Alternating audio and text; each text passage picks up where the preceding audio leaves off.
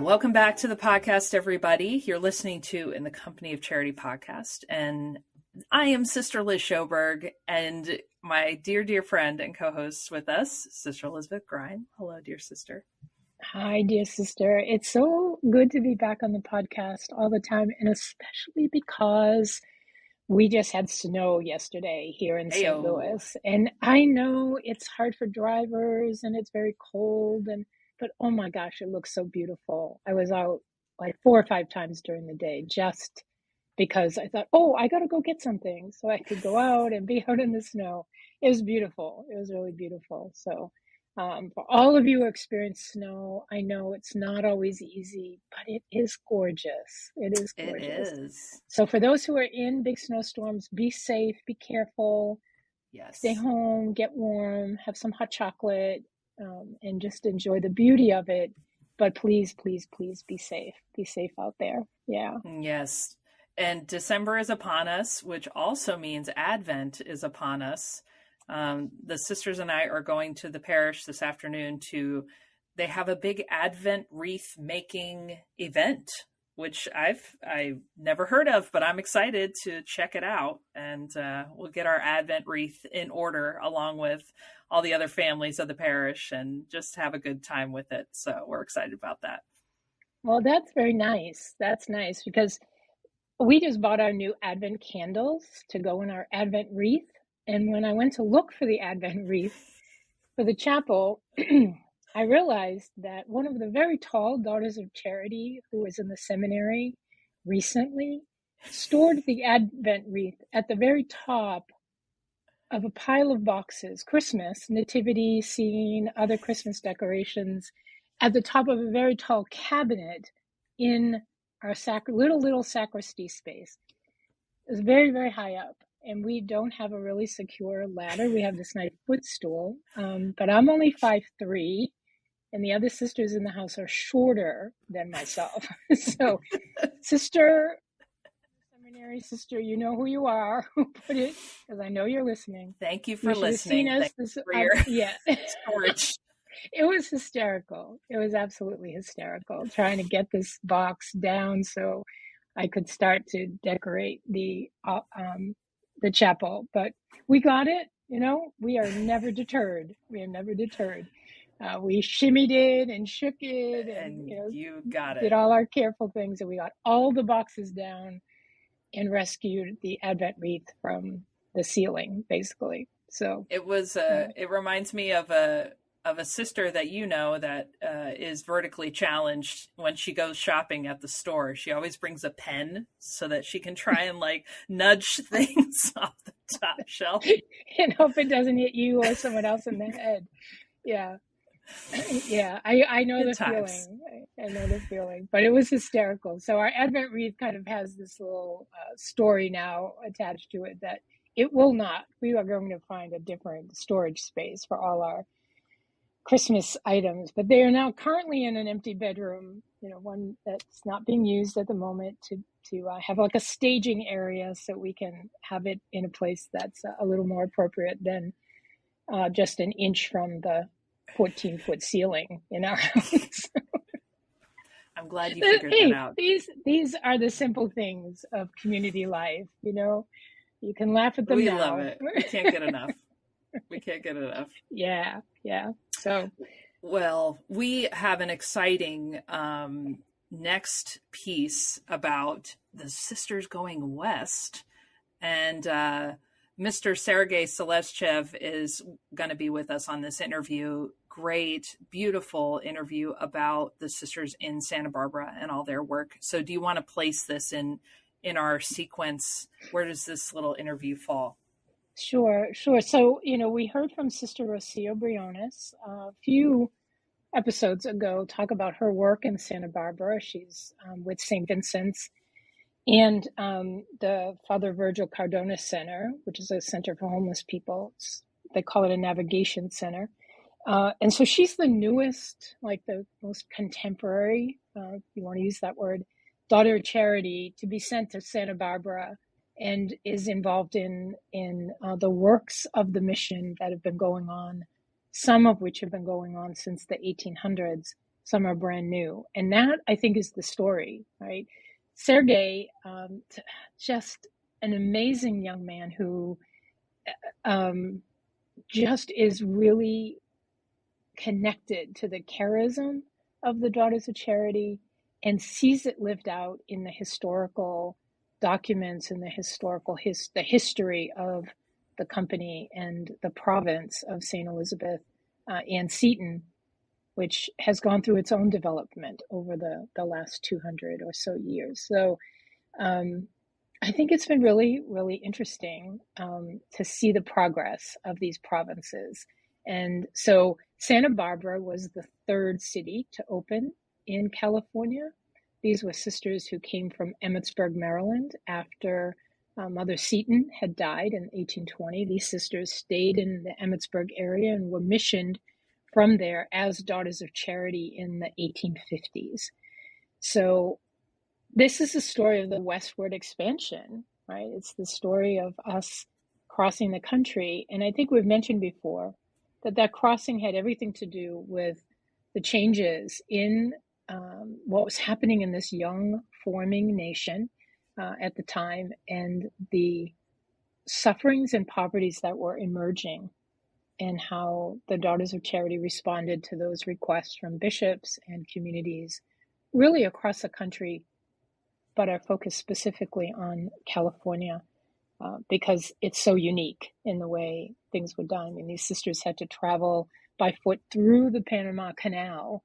They had to travel. There was no train systems yet, you know. Nope. So it's crazy. So anyway, Sergey's going to talk to us about the ways in which the Daughters of Charity responded in the area of Santa Barbara to the needs of the poor since the 1850s. And you'll just hear an amazing story of resilience and adaptability, I think, from the sisters. I don't know, how did you feel? I mean, when you heard it?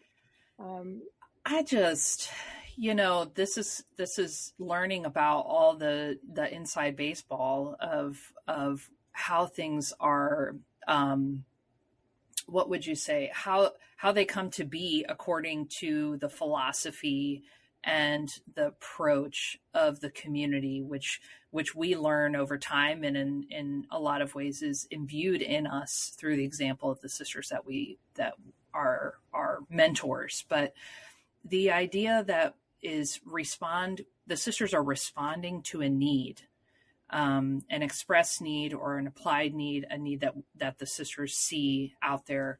And then that the sisters are responding, and he says this multiple times, so it's something to listen for, that there's a response or a pivot because of a change that happens. And the example he gives is going from the sort of quote unquote orphanage style to a foster care system. Well, okay, how do we support kids then?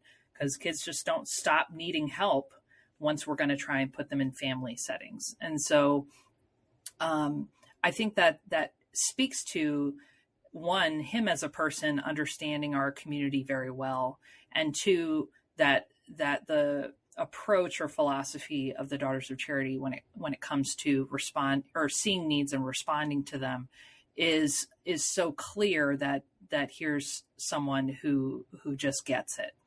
And so I think it's a great episode, and it's really cool to see how throughout every generation and every age, the sisters have received the charism and lived it out among these different circumstances and changing scenarios and changing environments.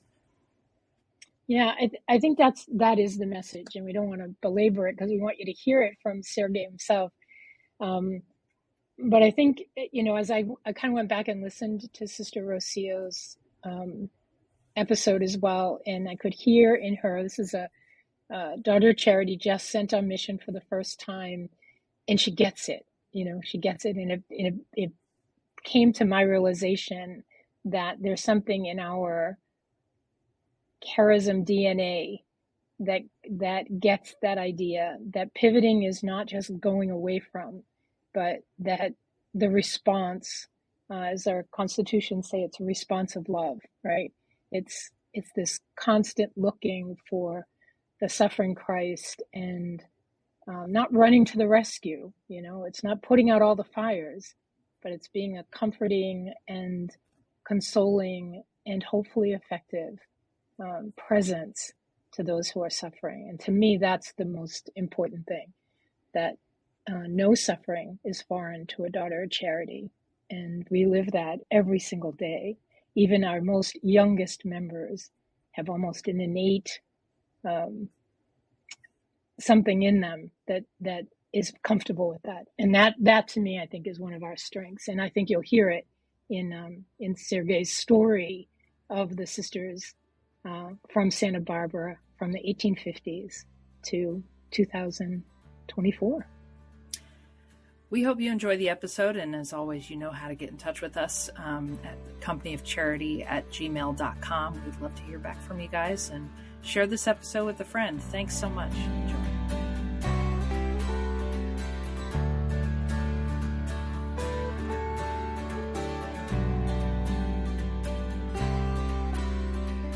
Hi, everyone. This is Sister Elizabeth, and you're listening to In the Company of Charity, the podcast of the Daughters of Charity. And I am delighted today to introduce you to Sergey Salushchev, who is the development manager and archivist at St. Vincent's in Santa Barbara. And if you remember last episode, or 2 episodes ago, we listened to Sister Rocio Briones tell us about her experience as the newest member of the mission in Santa Barbara. And Sergey today is going to talk with us about the history of this province, which dates back well into the 1850s. So Sergey, welcome to the podcast today. Thank you, Sister Elizabeth. It's a pleasure to be here. Thank you so much for inviting me to talk to you today. I'm a big fan of the podcast, and I'm very excited and eager to talk about history of St. Vincent's.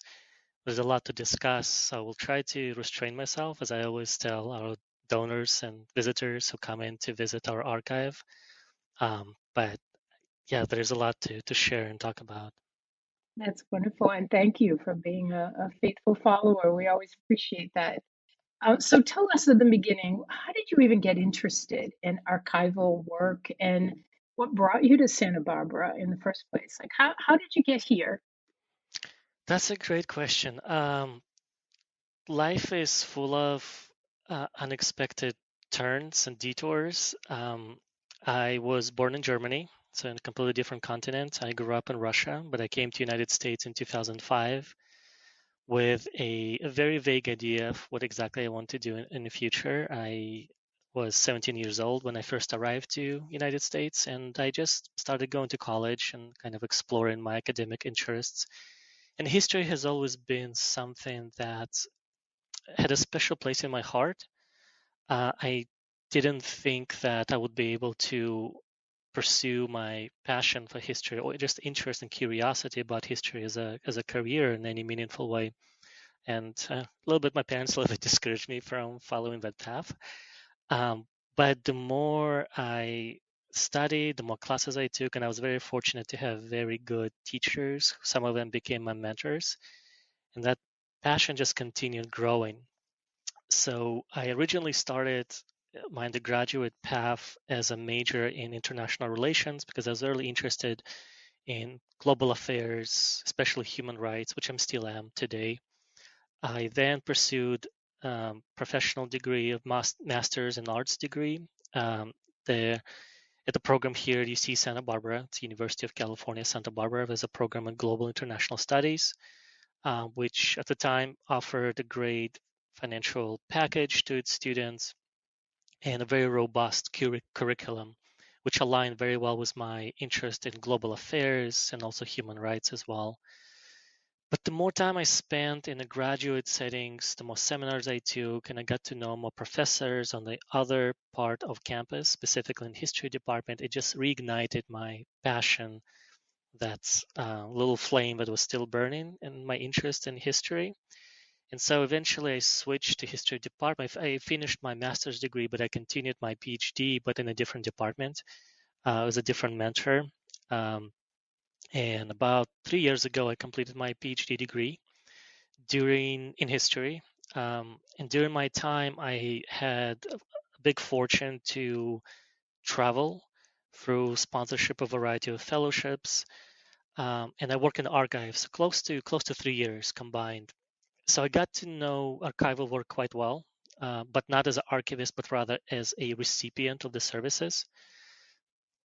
But in those experiences, communicating with archivists, working in the archives, I learned a lot about archival science, what its ethical problems, the way sometimes archives are become accessible or inaccessible, and what the decisions are being made behind those decisions, the way in which state plays a role in limiting people's access to archives. So it's a very fascinating field. It also informs our epistemological knowledge, how we know things the way we know them, right? It's usually it depends on our ability to access information. So there's only a portion of archive is available to you, so people, historians, public can develop particular understanding of the past using only limited material. And these decisions are being made in archives every day. And some archives are very open. They will bring you anything you ask them because they think it's their ethical responsibility to share knowledge. And a lot of archives are not like that. Some archivists are very, very strict. Again, sometimes it is because of the very strict government regulations in terms of who's allowed and not allowed to access certain information. So that is a long way of saying that it's archival work and being a historian together have been an important part of my academic identity and also my curiosity and interest just as an individual. So that's how I came to study of history and appreciation of archival work. Nice. It's really, I think it's always fascinating. Like you said, you never know where your life events will take you. And so here you are in Santa Barbara, California, the archivist of the Daughters of Charity, of the works of the Daughters of Charity um, in the province of St. Elizabeth and Seton. And with your interest in global affairs and human rights, it may sound like you're in a very local place, and yet we know, our listeners know, that Daughters of Charity are around the world in 92 different countries and have been an international community its entire existence for almost now 400 years. So I was wondering if we could start with the beginning of the work in Santa Barbara, which really did not start right there. It began with a journey of sisters coming from the other side of the country. And so in Emmitsburg, of all little places on the East Coast. So tell us about that journey. Like, what is it that fascinates you the most? How did it begin? And as an archivist, how is it meeting your desire for that sense of global initiatives, global vision, and human rights? No, you're absolutely right. The history of Daughters of Charity stretches back across centuries. And I'm often being reminded myself that even though working here in Santa Barbara, which is could feel like a relatively small and sometimes sleepy place, but yes, we are part of a global network of charitable works that started in France and now spans the entire globe. And it's a very special feeling. As far as the origins of this mission here in Santa Barbara, um, it had a very ambitious beginning and a lot of challenges along the way. If I were to describe the history of St. Vincent's and specifically Daughters of Charity using just a couple words, I would probably think of resilience, perseverance, and wisdom as what first comes to mind. As you rightly pointed out, Daughters of Charity came here to an invitation of local bishop in 1858 across the continent, crossing through Panama Channel, then using steamship from San Francisco to the shores of Santa Barbara. And at the time, there was not even wharf. There's no really access to the shore, so the daughters had to disembark from the steamship on the boat and then go away to the beach and wade through the water. So it's a very powerful moment thinking about those early steps, which were themselves difficult. As if you had experience of walking through the ocean water, clashing against waves, it's not easy. But that was the beginning of this mission, which still continues and continues to thrive to this very day. Daughters of Charity here in Santa Barbara opened the first English school in the city, and they established orphanage. Now, thinking about that time, California just acquired its statehood in 1850, and the city itself acquired its municipal status in the same year. So in Santa Barbara at this time is not a conglomerate of urban sprawl. There are very few buildings that are made of stone. Most of it are just big ranches. It has a very diverse population. Spanish is a dominant language in the city and the surrounding areas.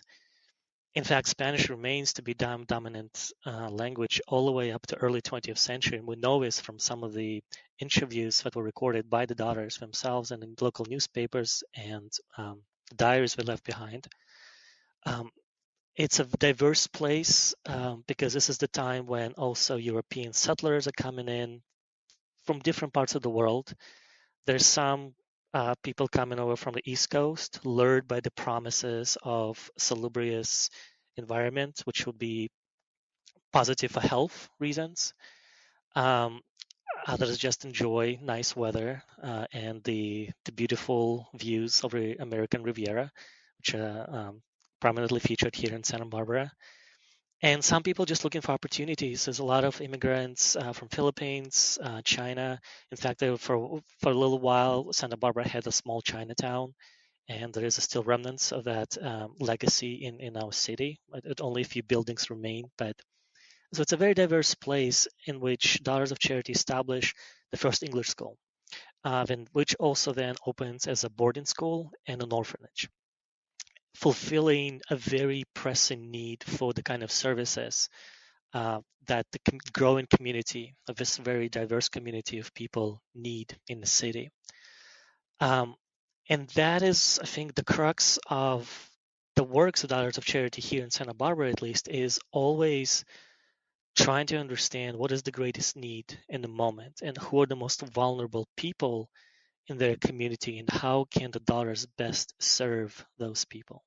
So their work with orphans became one of those highlights of their charitable works. And the system of orphanage is a very complicated one and in some ways tragic. But when orphans, not all children would be left in an orphanage necessarily without parents. Right? And we learn from archival documents that sometimes when one of the spouses would pass away and one parent was not able to take care of their children in that particular moment, then they would give their children under supervision of the daughters, and they would come and visit them until certain conditions allow them to take the children back, to be reunited with their family. Other times, because daughters also offered education, we also learn from archival documents. If a sister could speak French language, for example, then there'll be French language lessons to be offered, as well as a boarding school education, piano lessons, musical education, cooking, a variety of vocational trainings. So it was a very holistic program, which many children have benefited in here in Santa Barbara. And from that period on, through a variety of challenges and struggles, sisters built, first having a small, living in a small adobe buildings, often relying on the generosity and help of local community, which is another constant throughout the existence of St. Vincent's mission, the help of local community. But by 1874, the daughters are able to build a permanent building, which then becomes also boarding school and an orphanage. But then disaster strikes and that building is engulfed in flames and burns down. The reason for that accident was because of a faulty fluke in a chimney, which prevented fire from escaping and led to outbreak of this big fire. Now, fortunately, nobody died in that tragic accident, but the consequences of this burning was devastating because this recently built, beautiful building, one of the few permanent structures in the city center, is disappeared. And for many people, that would have been the moment where you could just want to give up and maybe go somewhere else, right? To find a place where building something would be easier. But the daughters did not give up. And in fact, community rallied together behind the daughters because their work was really important and community recognized it. And I think that's why St. Vincent's persevered, because of the recognition of the importance of the work that they were doing and the benefits that community were receiving from this work. So within several years, the community rallying behind the daughters, a new permanent, this time stone building was built. And in fact, this building still stands today on 925 De La Vina Street in Santa Barbara. Now it's a building that was added to the Register of Historic Buildings in the city. So if you're ever in Santa Barbara, I invite you to look at it because it is a living history. It is a beautiful 3-story buildings. After an earthquake, it actually lost the top floor. The earthquake that took place in 1920s. But it still stands there and reminds us of that history. So from that point on, from 1876 and up until 1924, this is where daughters continued their work. The orphanage continued to exist, the boarding school, and also a variety of different other projects here and there. One of them being is establishment of the first medical facility in the city. Again, because in 1850, right after California acquired its statehood, the city itself just didn't have the proper social infrastructure, which you would normally expect to find in the city. For example, hospitals. None of it existed there. There were just some physicians who would visit different houses or different ranchos, but there was no place where a person experienced a long-term or maybe chronic illness could receive long-term care. We know that from studying the newspapers. Archival sources and newspapers would have columns about how Santa Barbara is lacking proper medical facilities. And so again, in response to that need and conversations in the community, daughters established a small infirmary. Now it was always a modest facility, but again, it provided very crucial support and health, especially for people who could not afford expensive medical care. So people who experience poverty, people who just recently arrived, they don't know where else to go, but if they're feeling sick, the Daughters of Charity offered their services.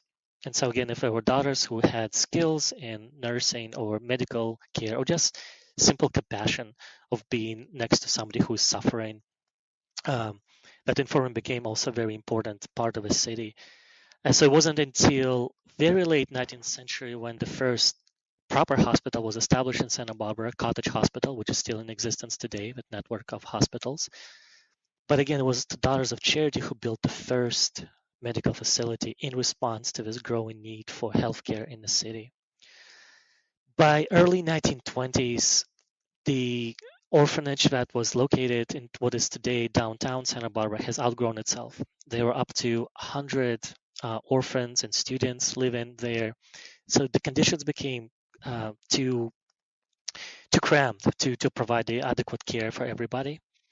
And so an idea was born that, well, it is time to expand and build a bigger facility because there was a growing need to provide the services that the Daughters of Charity offered for orphanage work. And so from that point, we started a campaign, big capital campaign, which is, again, that in of itself was a huge feat. So if anybody's involved in capital campaign of fundraising to build a building, it's a lot of work, which you cannot do alone. Again, you have to have a broad support of a local community to help you, unless you have a lot of money, but the Daughters of Charity didn't. So again, they had to rely on the kindness, compassion, generosity of Santa Barbara community to build this much bigger facility. And after several years of fundraising, planning, meeting, a new building was established and inaugurated in 1924. And from that point on, the sisters moved from the location downtown, closer to more to the outskirts of the city, Today it is part of Santa Barbara, but we're located on Upper State Street, so far away from the downtown, the city center. And that marked a new beginning and a new chapter in the history of St. Vincent's. After relocating to this new property, daughters continued to provide the same services, but were able to do it on a grander scale, on a bigger scale, providing services to even greater number of orphans and also students. Another things have changed again in response to political shifts and cultural shifts in the country, this time relating to World War I, when United States experienced, I guess, after the Civil War, one of the greatest mobilizations of men who were recruited, and some of them went to fight the war on the European continent during World War I. But in response to declining number of people who would normally provide labor for in the country, women were encouraged to work. Women were encouraged to step outside of a household, to engage in kind of economic activities to support local economy, while men were either in training, military bases, or fighting in the war abroad. So the government was trying to encourage this greater participation of women in the labor force. But the problem, of course, is that if a woman is at home with young children who are unable to take care of themselves, well, women unable to participate in labor and unable to take those employment opportunities and contribute to economy. And again, Daughters of Charity recognized that need for childcare. And so St. Vincent's Day Nursery was opened in 1918, and it served the community of Santa Barbara all the way until 1974. And the reason why the Day Nursery stopped that work what they were doing is because the character of that neighborhood where it was originally established just changed. Instead of being residential area, it turned into more commercial area. There were just more commercial buildings, so that meant less families were living there. But otherwise, the Day Nursery was featured prominently in the local press. We have a lot of beautiful photos of children attending the Day Nursery. And again, this is another evidence, an example of how the Daughters of Charity were able to fairly quickly react to the needs of local community and offer services for which we received a lot of praise. So that is it's another chapter of St. Vincent's history. It's the St. Vincent's Day Nursery. Yeah, I really think what I'm just as I'm listening to this history of the community in Santa Barbara from 1858 to, as you're saying, around 1924, including the First World War, that was 100 years ago from where we are today. And I'm just thinking, these young women, most of whom were fairly young, leave Emmitsburg, leave the East Coast with, as you said, maybe some nursing experience, maybe some teachers.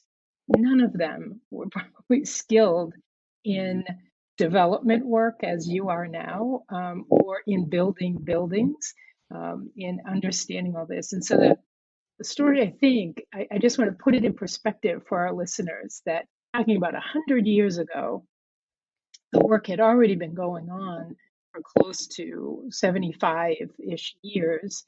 The daughters are not just addressing the needs in front of them, but developing those needs through infrastructure, creating infrastructure. Like I said, one of the first permanent buildings in Santa Barbara, and that's fascinating to me. And I just, one other point I'm thinking, those first steps of those sisters wading through the water at the beach. I need everyone to remind everyone, or those who didn't know, their habits at the time were wool. Yeah. They were wool habits, and they were wearing the white coronet, which was, kind of, if you think what they used to call them, God's geese, these very large white headdresses that the sisters would be wearing, continued to wear until late into the 1960s. And this had to have been a vision for, absolutely, that people were like, who is this coming? And then the work that they did was so remarkable. I love the way you tell the story, because it just really brings out the innovation and the courage, as you were saying, that sense of resilience and perseverance of the sisters to keep meeting the needs of the people. And so your story brings us to what we would consider kind of modern history, the 1920s into the 1940s. And I'm just remarking to myself, there's another 100 years of history that you can talk to us about. That I just hadn't put it in that perspective before. So I really appreciate that. So tell us, so World War One comes, the sisters are still addressing the needs, and it's into the 70s that they're still doing this work. So talk to us about how things did begin to shift, because we're now in a modern era. The women sisters who are there are obviously incredibly experienced and well known in the community. Where do they go from here? What's the impetus? What are the needs that they begin to see as the world goes to war and begins to suffer through not just world wars, but then other wars later, and economic and social ills we know it, they would have experienced in the last 100 years? Exactly. No, this is another big milestones because a lot of things are happening in the country and the world. We have onset of Great Depression after the Roaring '20s, which brought in and of itself a tumultuous time for the economy and the people in the United States. 1939, 1940s, there's a World War II. There's also shifts happening in California itself. For example, one of the biggest changes is the shift from the model of childcare of orphanage. So that slowly disappears, and we don't have orphanages today. Instead, foster care becomes a more dominant way in which children who are vulnerable and need parental or guardians streamlined into foster care rather than orphanages. And so again, in order to respond to these changes that are happening, now Daughters of Charity continue their work at St. Vincent's Day Nursery because again, during World War II, a lot of men are mobilized. Women are often left to take care of children on their own. And some of them it's not just a preference to go to work. Some of them need to go to work because they need to earn living. They need to provide for their children while the men are away. And the day nursery continues to fill that gap, providing safe space where children could be left for the day. They are given attention, medical care, and meals. And I also wanted to highlight the day nursery is not just it's a proprietary enterprise. What's important to understand is that Daughters offering subsidized care for women who don't have the means to pay the full tuition. So the community members who are able to meet the costs, which are always modest, of a child of daycare, they're able to pay it. But those women who really need access to safe and affordable childcare, but unable to provide that or to meet the costs of the childcare, they're being helped with subsidies. So again, it's not just about providing service, but also helping most vulnerable families to find employment, to know that their children are put in a safe place. But on the property, a new building that's built, the orphanage slowly disappears. And then Daughters again ask themselves, in communication with local communities and local authorities, what is the greatest need at this time? And then the care for children with different developmental disabilities emerges as another important area in which Daughters of Charity able to provide that service. So for beginning from 1932, really from 1930s and up until early 1980s, Daughters of Charity opened a school for children with developmental disabilities, also providing a holistic care and vocational training for children who need it. And not just for local community, but from many areas in California. The St. Vincent School, as it became known, became an integral part of the care system in the state. And so often social workers would refer children to be placed in St. Vincent School as a way to meet their particular needs in vocational training, academic education, and so on. So for those several decades, St. Vincent School becomes as yet another important place offering care, educational opportunities, and vocational training with children with a variety of different disabilities. And if we skip forward, and so after World War II, we have civil rights movements, and up in the 1980s, there's again shifts happening in the state, in the country, and the specialized schools slowly become a thing of the past, because the state decides that it is better for children to be mainstreamed into public education, as seen as having more beneficial for their development, to be along their peers. And so St. Vincent School is closing down slowly. Children are mainstreamed into local schools, a variety of different schools. And all of us also, I guess I have to emphasize, those are sad moments, because on one hand, we know from research that mainstreaming children with disabilities is a good thing for their development. But when you read the local newspapers, there's a lot of sadness about school being closing down. There's a sadness, and parents would write in op-eds about St. Vincent's Day Nursery. It's closing down its doors because so many generations of children have attended them, benefited from the services offered from the daughters. So it's a bittersweet moment, these transitions in the work the Daughters of Charity are doing. But at the same time, again, it highlights the resilience and elasticity of institution. Daughters continue to respond and reevaluate what is the greatest need, where can we best fulfill the gaps that our communities are experiencing. And so from 1980s, there is a greater conversation about housing in the city. There's a couple initiatives that also emerged in the 1990s. A program which is still functioning today called Family Strengthening Program, which offers affordable, safe transitional housing to women with young children up to 27 months, along with a holistic suite of services to help women become self-sufficient, become stable, to ensure that they can provide for their children. So that program opens in 1996 and continues today, still on our campus.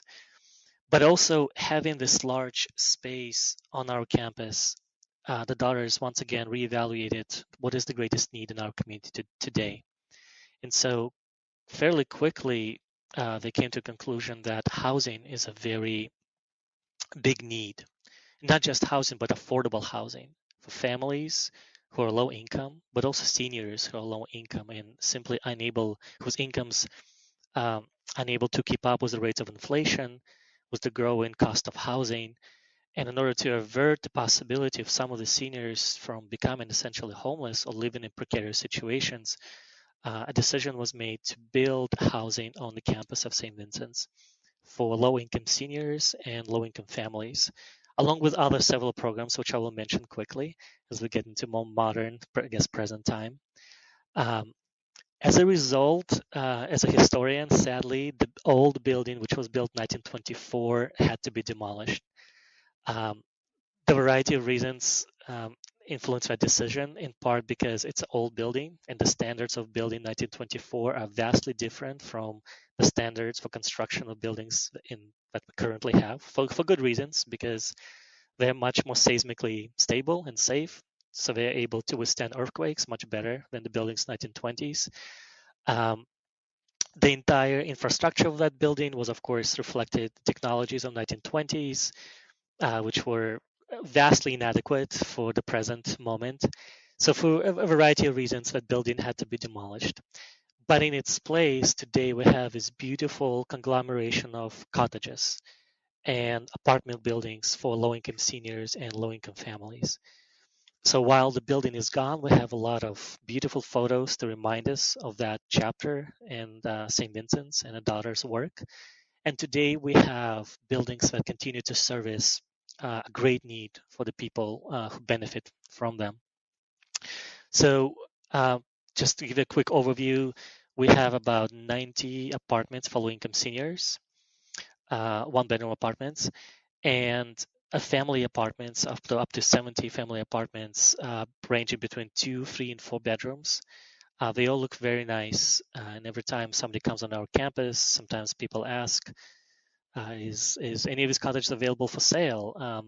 And no, we tell them, no, this is a low-income housing community, which they're very surprised. And that's another thing I wanted to emphasize, which I always admired and respected about Daughter's work, is that it, the Daughters never just said, well, we're just going to build something that's utilitarian, just something that, we're just going to create walls so people can live.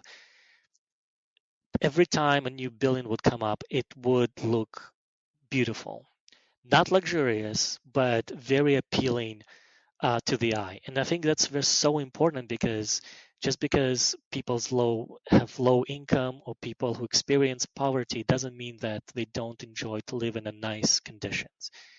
And I think it's also important to remember that our environment shapes our behavior. So when people come to our campus, they see the beauty around us in landscaping, right? In trees and flowers and this nicely kept up buildings. It changes people's behavior. They want to take care of the place where they live. They take pride in their community. They take pride in their neighborhood. So it's a very smart thing to do. So it's not just about appearances, but it's a very smart thing to do to create the kind of community that we hope to establish, people who take pride in where they live. And I think Daughters have accomplished that quite well, which is a very wise. And again, it's not about luxury, but it's about building something that's beautiful and doesn't have to be luxurious. Yeah, I love that idea of and that observation of yours, and I've seen that myself in the experience of helping to build some ministries, and also the experience of living around other daughter communities, and seeing the work that the Daughters of Charity have done throughout the many years that we've been here, is that sense that dignity requires a very holistic approach, that it can't just be, well, we got these people off the street. But as you say, I think people respond to the way in which they're treated, not just that they're treated nicely, but that a group of people are willing to create around them an environment that is beautiful and dignified to their own human standards. It just helps people feel their own sense of worth and empowerment. And I think that's a beautiful observation. The other observation I was thinking was, you were saying between 1932-ish to about 1980, the sisters were in a basic work of orphanages and medical, and nothing changed. I mean, it might have been shifting a little, but basically that was the work. And I think that's just historically so indicative of the generations that we understand, that not much changed. We always say grandparents, parents, and children during that time lived in the same world. They used the same phones, they had the same development of television, they lived in the same space. Once we hit the 1970s and 80s, really the 60s, but technologically, once we hit the 70s and 80s, life drastically changes. Generations are much quicker. And just from your story, as I've been listening, I think you've really told a story well that says no matter how quickly the changes have to be, the Daughters of Charity in Santa Barbara, and of course, the decisions made by the sisters in the country, kept up with those changes. They were able to shift on a dime.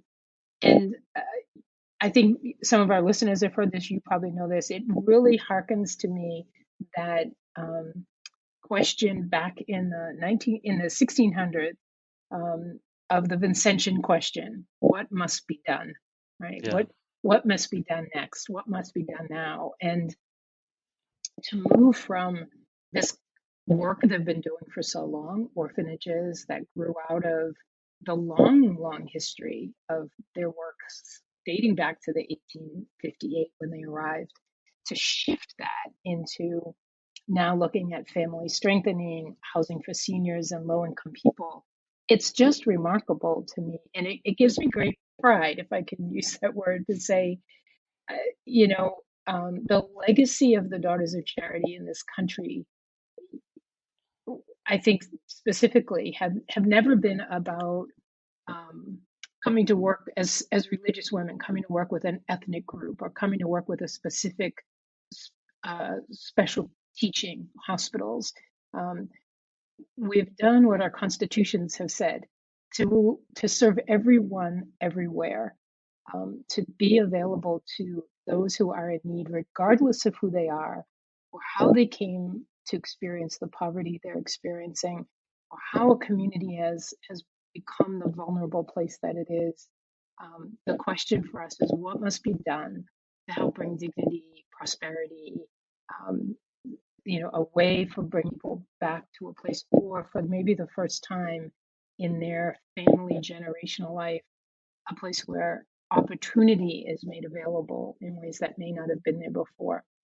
So I just really, really appreciate, as you've been telling the story, how that quality of our community, of the Daughters of Charity, has developed, and how it's developed in this one place. But at the same time, we know it's happening in other places around the country.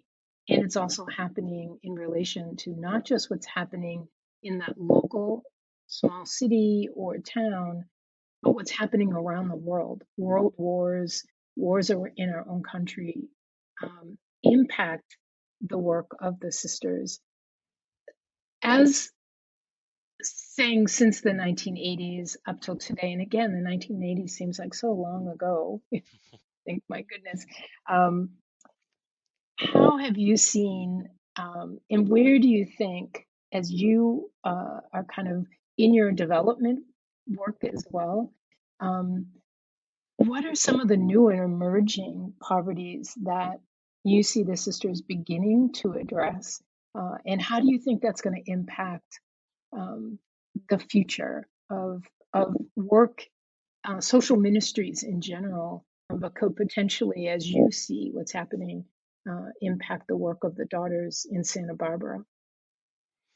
That is a great question. And to answer that, I don't have to be theoretical because that work is already being done here in Santa Barbara. In conjunction with housing, homelessness emerged as a very complex and big problem in the United States. The story of homelessness is a story of America in 21st century. That problem is not going away. It seems to me that it would only continue to get worse, unfortunately, because we haven't been able to decommodify housing as an asset. Unfortunately, the way economy has transformed the housing market into proprietary field in which we don't think of housing as a place where families grow up, where memories are being built, but places where people find safety and shelter. It is often mixed within economics, ebbs and flow of national economy, global economy.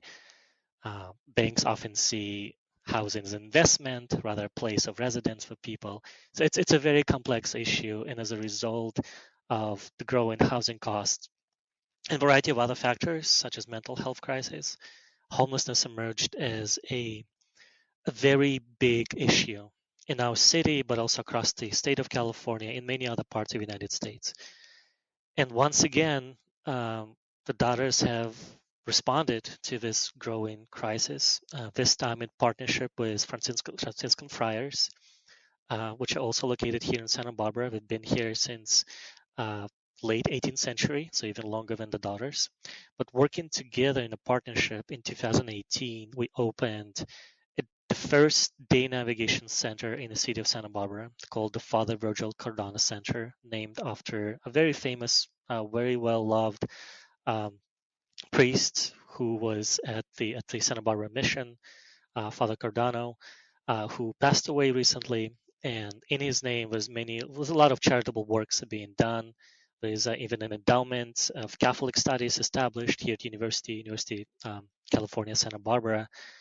But this center became the first place for people experiencing homelessness, poverty, or just a space where people from different walkways of life, variety of situations can come and experience community and welcome, receive a meal. They can do laundry, and they can be connected to case managers who can then in turn connect them to social services, help them obtain government documents.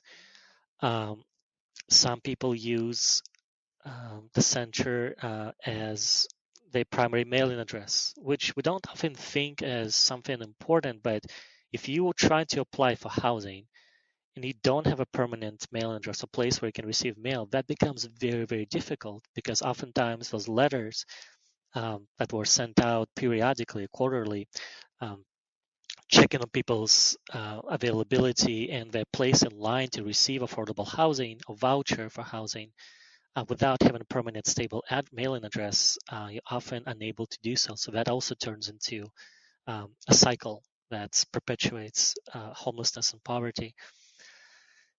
And there's a broad range of other services that Center offers. We can actually have the entire episode just to talking about Father Virgil Cardano Center and the work that daughters are doing in that regard. But so that work is being done. More than that, we are proud to say that recently we were able to, after a difficult process of search and applications, we were able to acquire a small property not far away from the current center. So the center that's where it's located now, it's a rental space. It has a lot of limits. It's a difficult work, which becomes we're limited by the space that this building offers to us. We're limited by some of the rules that the owners of the buildings have. So there's a clear understanding that in order for us to be able to provide quality services that people experiencing homelessness or poverty need, we just need bigger physical space to be able to do our work well and allow our staff also to fully provide the kind of care services that people need. So we purchased a property, and we are now in the process of also early stages of development, brainstorming different ideas to build a new center, which will be bigger, better equipped, but will actually meet the growing need of people experiencing homelessness.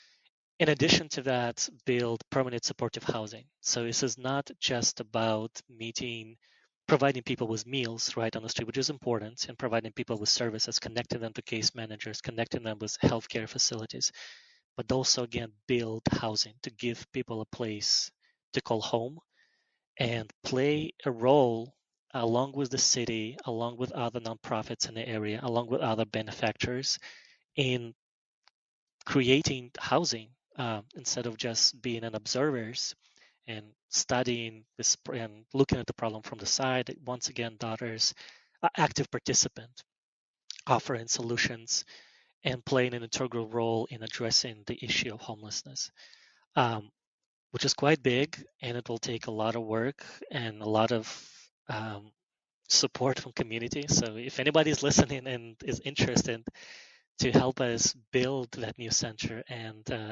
permanent supportive housing that we hope to establish, please reach out. But its work is being done. So to answer this question, once again, we see this trajectory which begins in 1858, understanding, okay, what must be done, as you said so well, in the community. From 1858 up until the present moment, the same motto, the same spirit continues to inform and influence the work of daughters here in Santa Barbara, and I'm sure other provinces as well.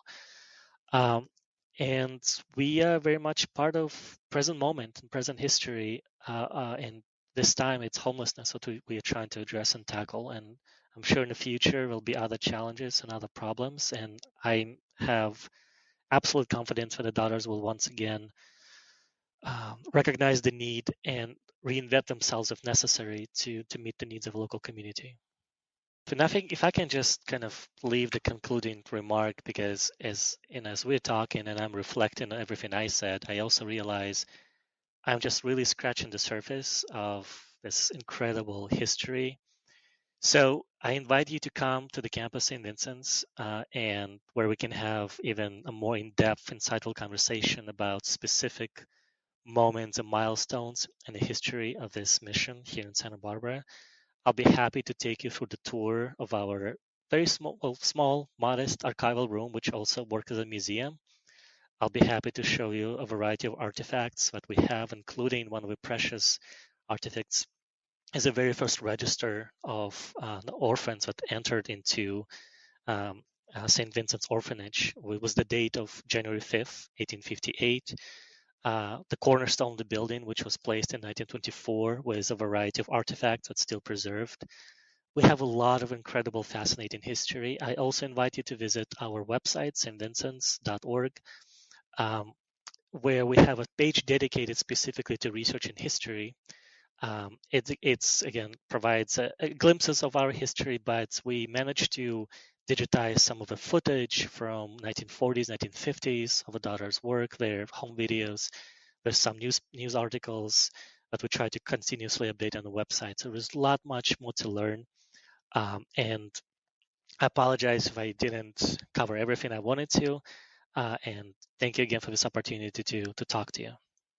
Well, absolutely. We will be able to have you on again. And anyone who is visiting in the Santa Barbara area on vacation, tourism, whatever, make sure that you include the archives and a visit to the Daughters of Charity, St. Vincent's in Santa Barbara, and meet up with Sergey for sure. Be able to give you a kind of the backstory of all that's happened.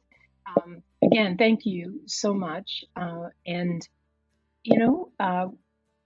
this doesn't have to happen just once. We will certainly be able to revisit these conversations as this season, where we're spending our time looking at that early history of the Daughters of Charity on the West Coast, specifically in this season in California.